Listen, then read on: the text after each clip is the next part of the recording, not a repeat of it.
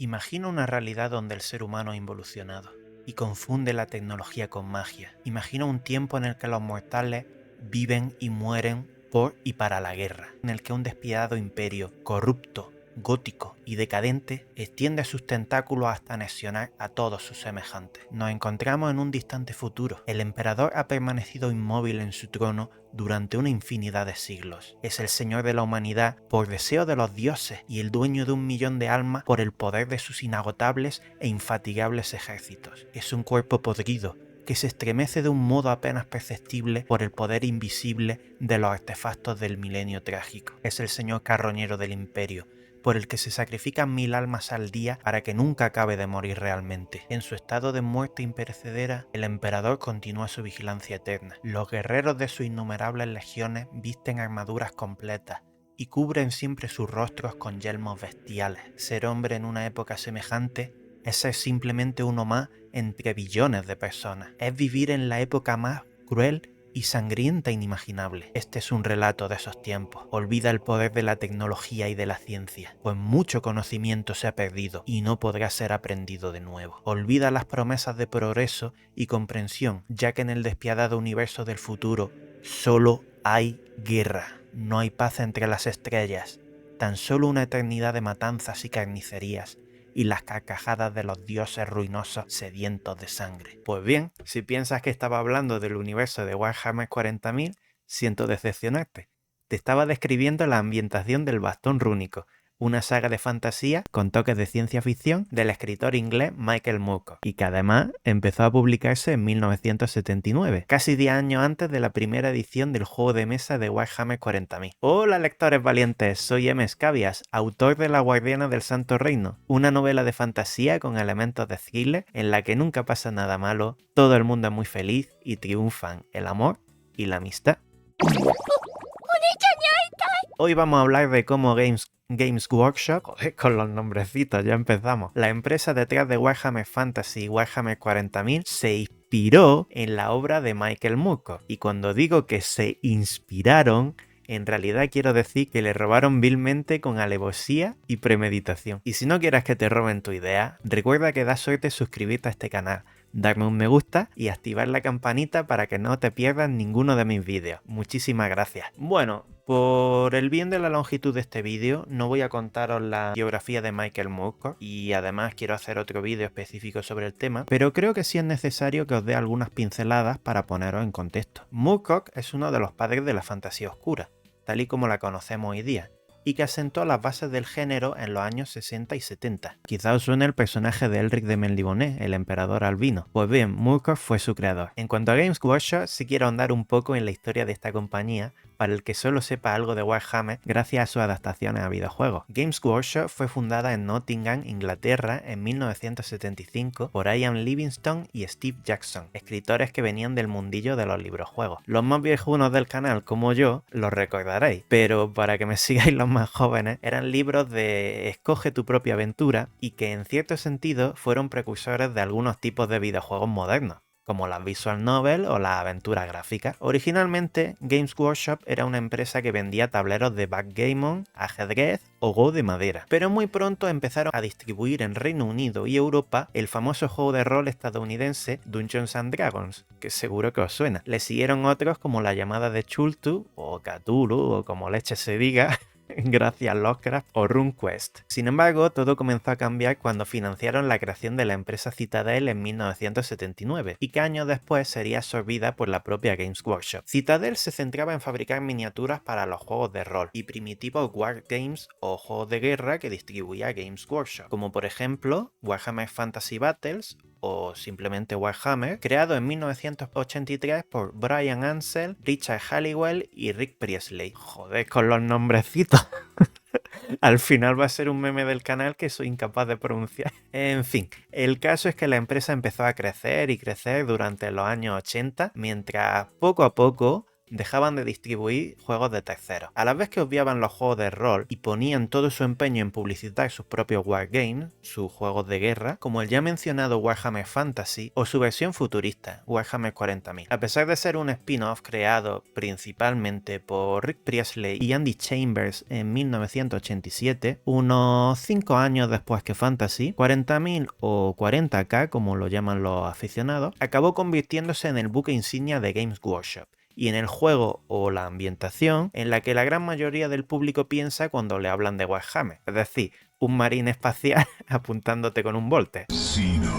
Esto llegó al extremo de que en 1991 la empresa se centró casi exclusivamente en estos dos wargames, los más lucrativos que vendían, con la salvedad de que, a partir del año 2000, comenzaron a distribuir un tercer wargame, esta vez centrado en las versiones cinematográficas de El Señor de los Anillos. En este punto, la historia de la compañía se vuelve demasiado compleja, llena de puñaladas, despidos e incluso de la renuncia de legendarios miembros, como el propio Rick Priestley, el padre de ambos Warhammers, en 2009, aludiendo que la cultura corporativa de la marca se había dejado de centrar en la innovación y en los juegos para enfocarse exclusivamente en aumentar las ventas. Vamos, que Game Workshop se había convertido en un capítulo de Juego de Tronos, y os lo resumiré en pocas palabras. Esto es lo que, por desgracia, ocurre cuando un proyecto que nace de la ilusión de un puñado de frikis en un garaje, crece sin control, entra en bolsa y acaba sucumbiendo a las presiones de los accionistas, que quieren más y más dinero, y más beneficios. La estocada final a los aficionados de toda la vida, o al menos una de las más sonadas, fue la eliminación del juego Warhammer Fantasy a partir de 2015, para centrar toda su atención en Warhammer 40.000. Entre tú y yo, quizás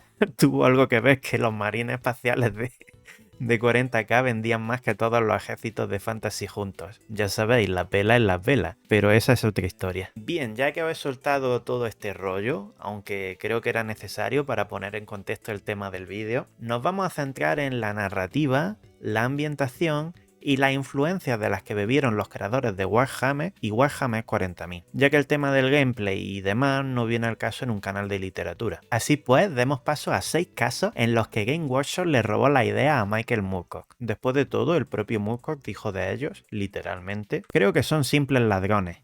Quiero decir, no solo me han robado a mí, le han robado a todo el mundo. En lo que a mí respecta, es un simple robo. Un robo de la propiedad intelectual. Número 1. La estrella del caos.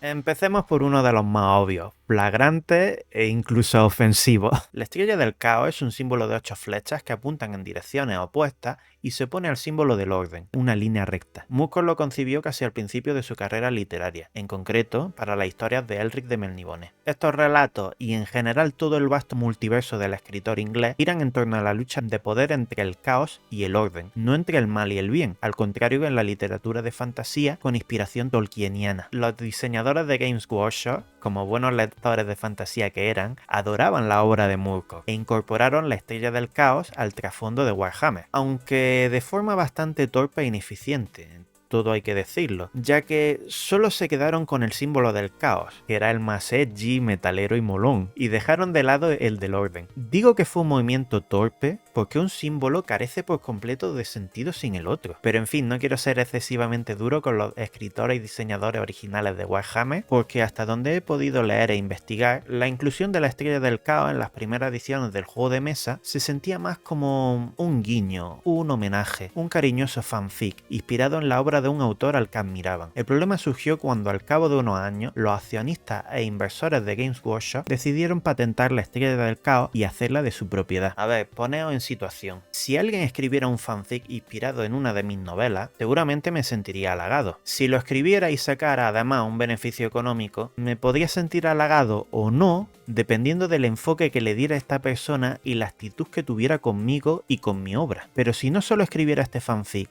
y ganase dinero con él, sino que además patentase nombres de los personajes, ciudades o objetos de mi historia, pues bueno, halagado, lo que se dice halagado, pues no me sentiría. Esto fue lo que le ocurrió a Moorcock.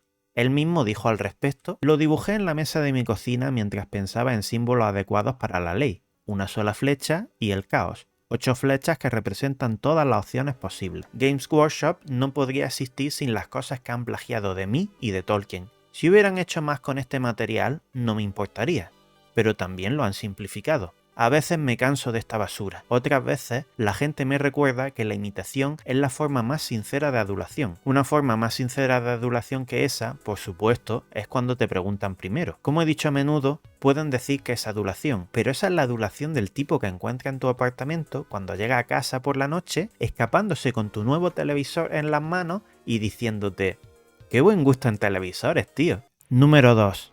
Los dioses del caos.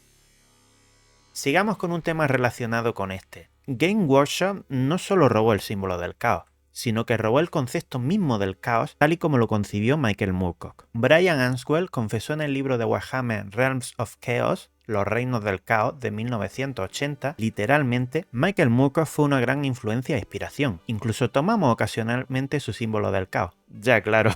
Ocasionalmente. No obstante, y hasta donde yo sé, fue Andy Chambers el que más disfrutaba con introducir la idea de los dioses del caos y el caos mismo, hasta el punto de que el mismo Rick Priestley intentó reformular estos conceptos para hacerlos propios y que no resultara tan obvio de dónde los habían sacado. Esto dio pie a los 4 dioses del caos de Warhammer: Khorne, Nurgle, Tzeentch y Slaanesh, que no tienen una contrapartida exacta con los dioses del caos de Moorcock, aunque obviamente se inspiraron en ellos. Número 3. El dios emperador. Incluso los que solo han jugado de refilón a algún videojuego de Warhammer 40.000 reconocen la frase icónica de o por el emperador. El emperador, en el universo de Warhammer 40.000, es un ser sobrehumano que, por motivos que no vienen al caso, recibió una herida mortal y ha permanecido en estado de letargo en el trono dorado de Terra, nuestra antigua tierra. La gente del imperio, en su gran mayoría, lo adoran como a un dios y lo mantienen con vida sacrificando miles de desdichados al día. Muchos seguramente estáis pensando en el personaje de Frank Herbert, Leto II Atreides, el protagonista indiscutible de la novela de 1981 Dios Emperador de Dune. Y a ver, sí, es cierto que los de Game Workshop se inspiraron en parte en Leto para crear a su propio emperador, pero habiendo leído la saga de 1969, El bastón rúnico de Michael Moorcock, veo que se parece más al principal antagonista de estas novelas. Hablo del rey emperador Huon, un ser antaño humano que ha permanecido 2000 años en su trono de Londres, la capital del Imperio Oscuro de Gran Bretaña. Las similitudes son innumerables. La criatura que se aferra a la vida gracias al sacrificio diario de miles de esclavos, el trono dorado desde el que da sus órdenes. En fin, hay tantos y tan pequeños detalles al respecto que lo siento mucho, pero no parecen para nada casuales. En definitiva, podemos decir que el emperador de Warhammer 40.000 es un híbrido entre Leto II, Jesucristo y Huon, pero en mi opinión se parece mucho más al tercero de los mencionados. Número 4. El milenio trágico, la era oscura de la tecnología. Siguiendo con las novelas del bastón rúnico, estas también se sitúan en un distante futuro tras un evento catastrófico, al igual que en Warhammer 40.000. En el caso de la obra de Moorcock, él lo denomina el milenio trágico, mientras que los chicos de Game Workshop lo llamaron la era oscura de la tecnología. El concepto en ambos casos es muy similar. La humanidad llegó a su cenit tecnológico, filosófico y social, pero acabaron autodestruyéndose y volviendo a un estado de anarquía y salvajismo donde la tecnología pasó a considerarse poco más que magia. La principal diferencia es que en el caso de las novelas de Moorcock, la humanidad volvió a una segunda edad media, aunque con reliquia y tecnología científica del pasado, mientras que en el caso de Warhammer 40.000, la humanidad pasó a un estado de tecnobarbarie. Número 5. Una Europa alternativa. Relacionado con esto, y ya centrándonos más en el universo de Warhammer Fantasy, las novelas del bastón rúnico se ambientan en una Europa posapocalíptica, quizás varios milenios después de una guerra nuclear. Por ello, la geografía y en parte los topónimos de este mapa ficticio son casi idénticos a los de nuestro mundo. Este concepto, que por supuesto conocían nuestros simpáticos muchachitos de Game Workshop, lo reciclaron para el mapa del viejo mundo de Warhammer Fantasy. Incluso se da la casualidad, casualidad de que el reino humano más importante de esta ambientación se identifica con el Sacro Imperio Romano Germánico, y el protagonista de las novelas de Michael Moorcock, Dorian Hawkmoon, es alemán. En fin, el agua moja, el sol calienta, ya sabéis. Número 6. Ulthuan o Melniboné. Por último, pero no por ello menos importante, volvemos a las novelas de Elric de Melniboné. En ellas, Elric es el último emperador de una raza distinta a los humanos. A ver, nunca se les llama elfos, algo que quizá hizo Moorcock para desmarcarse de la influencia de Tolkien, pero todos ellos tienen las orejas puntiagudas. Lo interesante es que su hogar, Melniboné, es una isla en mitad del océano, exactamente igual que lo que ocurre con los altos elfos del universo de Warhammer Fantasy, que habitan Ulthuan, una isla con características demasiado similares a Melniboné. Y por si fuera poco, el carácter arrogante y supremacista de los melniboneses es casi idéntico a los altos elfos de Warhammer Fantasy. En fin, lectores valientes, espero que os haya gustado este vídeo. Personalmente, como escritor que soy, el tema del robo de la propiedad intelectual y de la injusticia de patentar algo como tuyo sin serlo, me toca mucho la moral. Normalmente soy más moderado en mis vídeos, pero en este creo que he ido un poco más a cuchillo por lo dicho, porque es un tema que me molesta especialmente. Pero bueno, espero que hayáis aprendido los verdaderos orígenes de Warhammer y de Warhammer 40.000, que de paso haya picado el gusanillo por leer a Michael Moorcock, un autor de fantasía oscura demasiado olvidado, sobre todo en el mundo hispanohablante. Y sin más, os deseo lo mejor. Os quiero mucho y nos vemos en el Santo Reino. ¡Adiós!